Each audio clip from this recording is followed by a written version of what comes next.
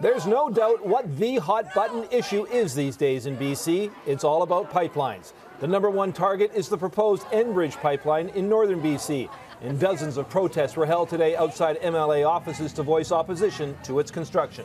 I think we have a responsibility as British Columbians to recognize the destructive path we're on right now with continued expansion of the tar sands and now bringing that across BC. This is democracy in action. These are people saying to all politicians of all political stripes, this isn't a political issue. The public in British Columbia does not want Enbridge to go ahead.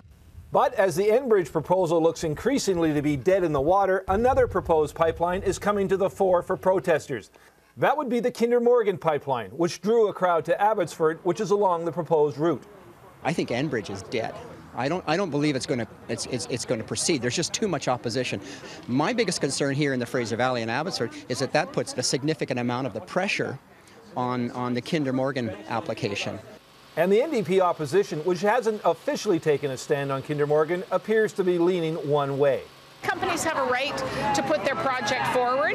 Kinder Morgan hasn't done that yet. They have a right to put their project forward, and we have a right, and if we're government in May, we have a right to say it has to go through a very strict BC environmental process. And I believe the public will be just as vocal through that process as they've been in Enbridge as well. Kelowna too brought out a crowd.